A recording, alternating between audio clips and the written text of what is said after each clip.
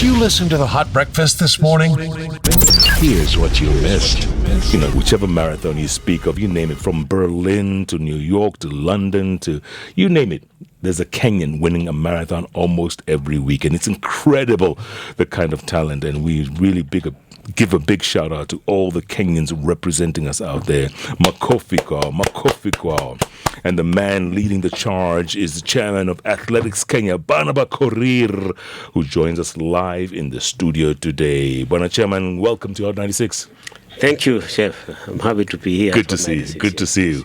It's very heartwarming. It's very, you must be very proud every time you switch on the TV on a Sunday evening and then in the news, or maybe watching it live on a Sunday, and there's a Kenyan winning another marathon. Yeah, it is really exceptional because they have been great ambassadors for this country and they have done so well.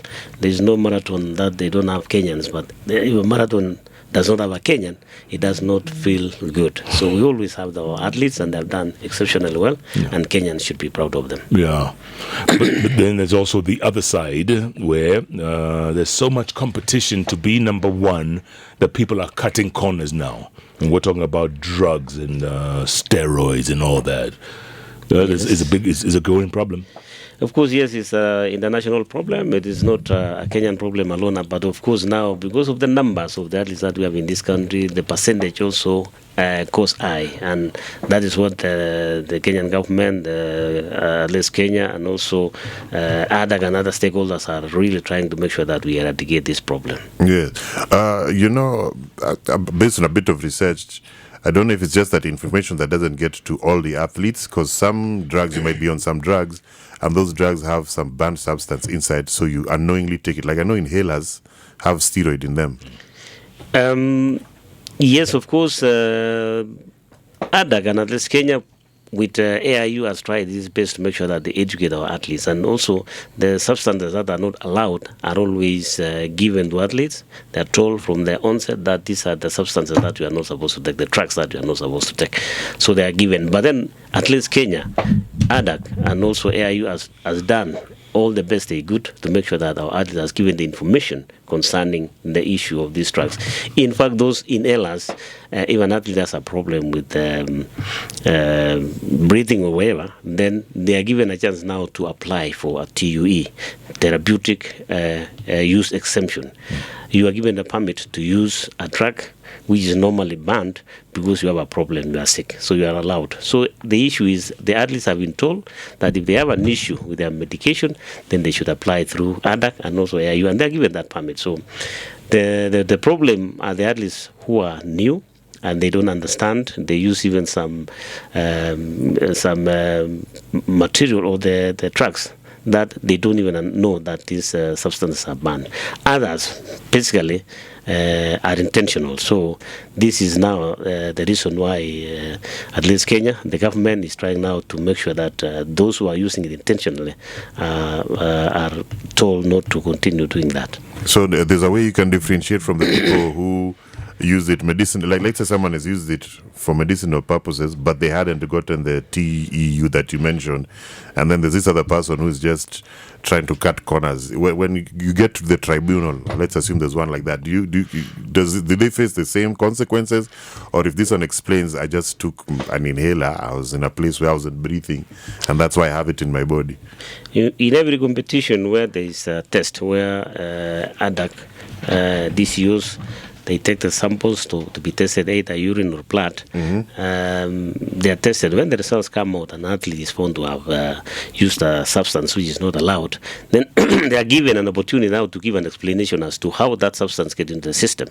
So then from there, the evidence that the athlete gives now will be determined whether that athlete used intentionally or unintentionally. If it is intentionally, then of course they are sanctioned. If not, then of course they are excused and given a warning. So those are the areas that AIU, the rules given, gives also opportunity to athletes to prove themselves whether they took it innocently or they did it intentionally. So I guess the ball is in the court of the athlete. The athlete then just has to make sure they adhere to and read everything they're given. In fact, one of the rules given is that an athlete is responsible for whatever they take into their bodies. So they cannot give an excuse to say, I didn't know, or somebody influenced me, or that. You are responsible for whatever you take it into your system. So athletes have been given an opportunity to understand exactly what they are not supposed to use, what they are supposed to use, and if there's any issue, they can always get into conversation with the AIU, ADAC, or Athletes Kenya. We have also, as Athletes Kenya, set up a doctors network. We call it Kenya Doctors Network, where 5 doctors from all the regions are given now an opportunity to deal with the athletes. The athletes are given their numbers in case they want to see a doctor, then they can pass through those doctors first before they see any other doctor, so that they can be given prescription. The doctors that have been selected are those who understands sports, and they know the medicines that the athletes should use and or not they should not use. So we have the systems that also will assist the athletes to ensure that they don't fall victim of using drugs that are not allowed. But there's a lot of pressure right now. But let's face it, a lot of pressure from these athletes, whether it's the coaches, whether it's the managers, whoever it is, for them to be the best of the best, to beat the competition, because the competition is growing. What do they do when they are forced, let's say, into doping? The whole system is very complicated, because you see also the economic situation in the country is dire. So some athletes also will be facing hardships, and they find an opportunity to win money. That's what the direction they take. They have also a lot of pressure from their colleagues. They see that somebody is running very well, and then the elements that are in the system also, they want to make money out of this. They misadvise the athletes that, okay, if you use this substance, and then you'll be running like so and so. So the young ones now take that opportunity to use, so that they can be like the others and make money. They have flashy cars, they have everything. So all of them, also they want to be part of the network that also earns money in the wrong way. So I think that is where the problem is, and the education is the key that is now being included in the system, so that they start from when they are young, then they are told now the negative sides of doping. Do you have people who just get like malicious setups? Like I trust you, or I trust Jeff, and I just make sure I've just put just a little of something in the water. I mean, who doesn't trust water from a friend? Because I saw like during the marathon, like Eliud Kipchoge has this one particular guy whose work is to hand him water. That's it. He's not taking it from anyone else. Of course, you can never rule out any malicious person, but I don't think in this case there are people who are out there to just spike the water for athletes. But what I believe is there are those ones who want to earn something from these athletes by misadvising them to use the drugs. And of course, what is happening now on investigation is that there are some people who are not athletes.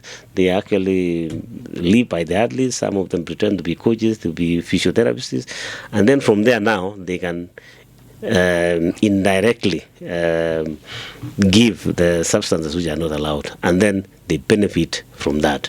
So we have good information also that those ones who are milling around the athletes, pretending to be the coaches, pretending to be officials, some of them get involved by providing these drugs, and then of course when an athlete wins, then they get a cut of that. Yes. Do you have like some of these, because like the way I mentioned the asthma story earlier on, do you have a lot of over-the-counter products that fall under banned substances for athletes?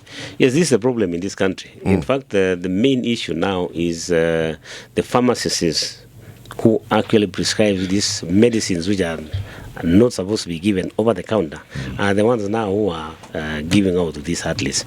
There are medicines that has to be prescribed by a doctor, and it cannot be sold over the counter unless by a prescription. We have drugs like EBO, we have others which is used for treatment like cancer, for HIV, and those are the ones that it has to be given by a doctor.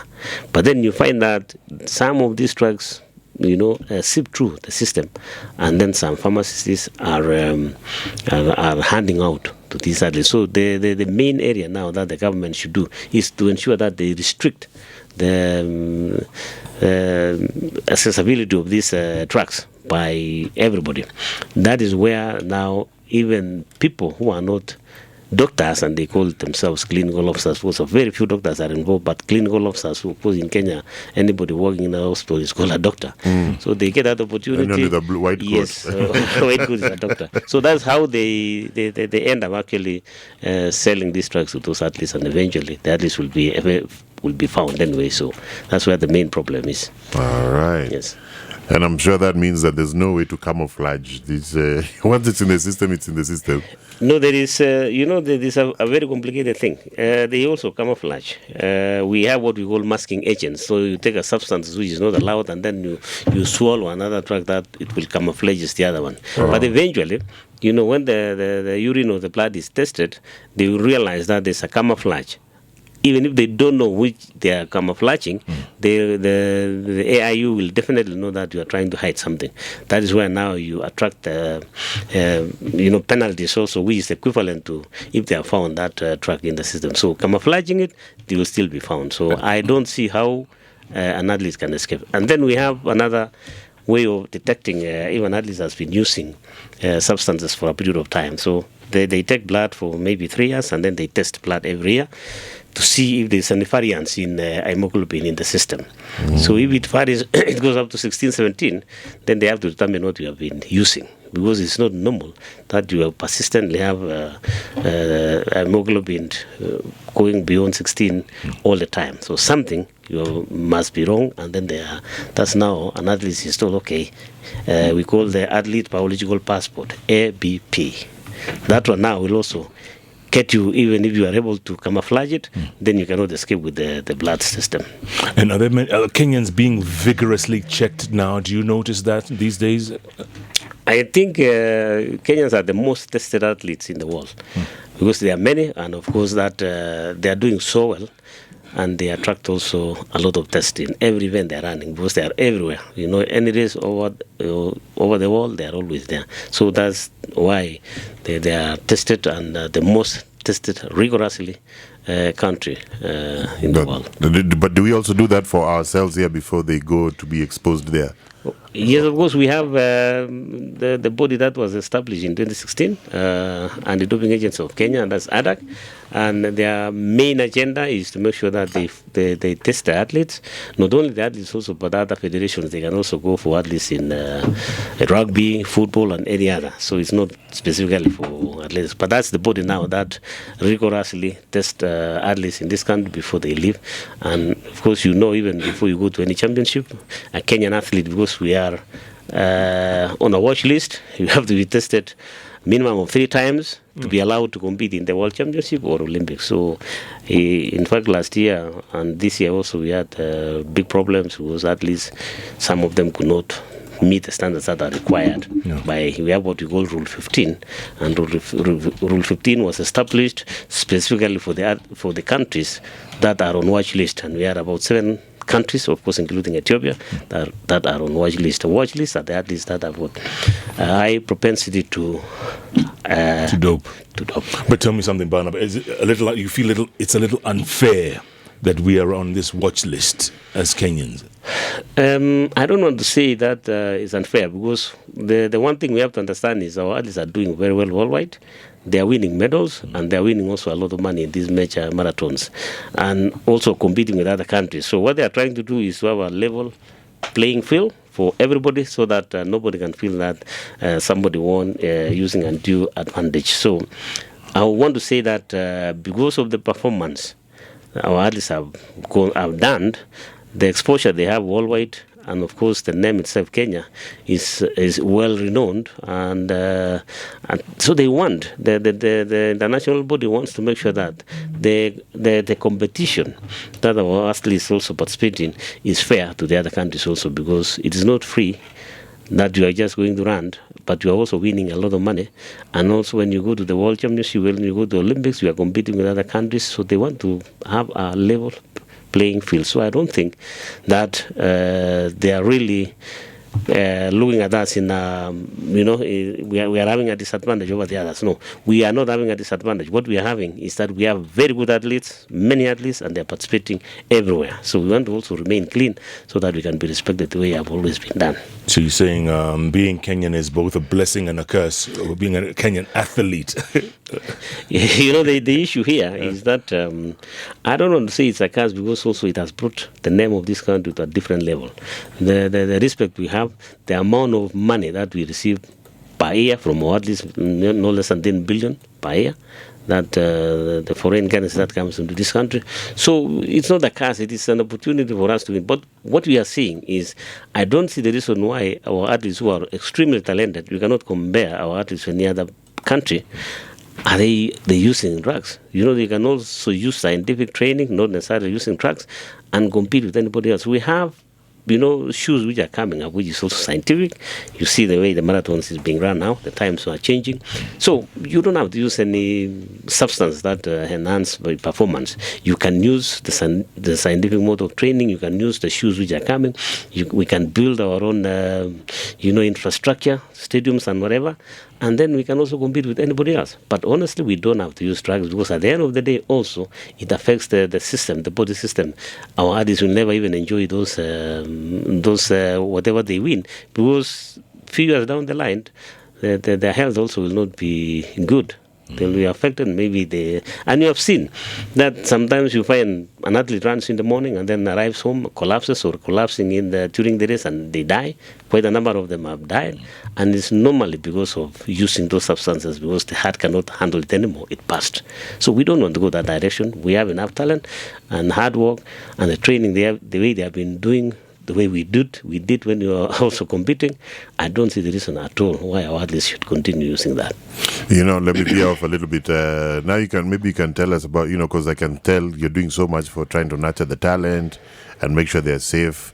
What are we doing to help them when their athletic days are done? Like financially, mentally, because after being in the limelight all these years, you're happy, people appreciate, celebrate you. Then the lights go off, and your finances are not coming in like they used to. You get into depression and all that, alcohol. Is there something being done to alleviate these kind of problems after the limelight? Yes, the Federation has also started, programs that will assist them, especially the athletes who are doing very well now. We have had seminars all over the country to discuss and talk to the athletes about investments. Also, when you are in a limelight for a while, definitely when it goes down, it affects you, because you are not seen, nobody writes about you. Sometimes you go on the street and nobody even recognizes that you are there. So if you are not able to take that, then it affects an individual, and then they end up drinking. They get money suddenly to the level that they are not able to manage it. So we are trying now to have a discussion with them, especially the young ones who are also maturing, so that when they stop running, then they have something else to do. It's not only about running. There are so many other things that our athletes can do after running and fitting into the society. Others are joining business, others joining politics. So athletes should be told that there's always life, even more life, after competition. After running, when you retire, there are so many things that you can do, and that's what the Federation and the government is trying to discuss and to talk to these athletes, and more so, to make sure that those who are going to school can continue their education. They should not stop, because having an education also opens up the mind and gives another way of seeing things different from the way those who did not go to school. You will understand more on how to handle yourself, how to work with the communities, and how to expand your knowledge and investment. And that is why we are insisting that those young athletes must continue with their education, so that they open up their minds and understand how life goes. But Barnabas, don't you find it very ironic or very unfortunate that these athletes are more recognized outside the country than they are at home? They could be walking right outside the street, we wouldn't even recognize them. But if they land in London, Frankfurt, Berlin, or New York, they are like superstars. Absolutely. But you know why, Jeff? It is you and me now that we have to take time to understand what our athletes bring to this country. How do we value them? How do we really see or view them? Because what I've realized, I've been trying to understand that complexity, is why is it that we don't take so much interest in our athletes? Because the only thing that we remember is how many medals we won, maybe in Tokyo or in whichever championship there is, but we don't remember the individual. We can remember, we talk about the steeplechase, but we are remembering only the number of medals that person won. Beyond that, we don't talk about it because we are not interested in their well-being, in their welfare. We don't discuss on how do we assist them, what are the benefits, what do we give them after they win the medal, what as the government or the people of this country are set aside for the champions, not only athletics, but any other sport in this country, so that when an athlete is also trying to do their best to win or to be the champion, then they understand that the people of the country also are behind them. Meaning that if they win, then there's always that compensation for the hard work they have done. But this way, sometimes it becomes so difficult that even to fight for them, to get even the little they get, becomes a problem. So it is the attitude of the Kenyan people that has to change towards the athletes. If we don't change that, then we'll always see them doing what they are doing because they feel they are on their own. But if we take them and protect them, definitely they will also reciprocate and say, okay, if the country is doing this for me, then I must also do something for the country. But they feel that they win the medals for the country, but at the end of the day, there's nothing to have for that. There's no appreciation. There's no appreciation. And that is what the Kenyan people has to do, is to appreciate the athletes. Not only when they win the medals, but when they are also growing, when they are developing, so that they feel they are part of the family. It's like when you have children in your house also, when they don't do good, you don't take care of them. When they do good, you remember only that. But sometimes when they do bad, that's when you have to be with them, to show them and to leave them. And then they will never forget that. I've had it in some federations where the mdosi, or somebody from the ministry just puts relatives, girlfriends, and the entourage. Then you leave out physiotherapists and all these things. Are we having that problem there, or Mr. Korir, you look at the list and say, who are any? I can speak on behalf of athletics because I know. Yes. I don't know to speak on other federations because I don't know how they run their federations. Yes. But in Athletics Kenya, when you go for the Olympics or the World Championship or any other major championship, there's always a quota which you are given by the international body, like World Athletics. If you are going to World Championship, you are given the number of coaches according to the number of the delegation, the number of athletes, and you cannot exceed that. So if you have 50 athletes, you are given only 6 coaches, and then the technical officials, maybe there are 3. And then now you are also given an opportunity to take doctors. You can take 2 doctors and 4 physios, and that is within the regulations which are given. You can't exceed that because it is not allowed. The athletes also, the number of athletes that you are supposed to take depends on the performance on the previous championship. So you are given a quota also. But if you want to increase the number of athletes to go there, then you are the one who is going to pay for that to go there. But the World Athletics will pay a certain number, and if you want to increase maybe 10, you pay for that.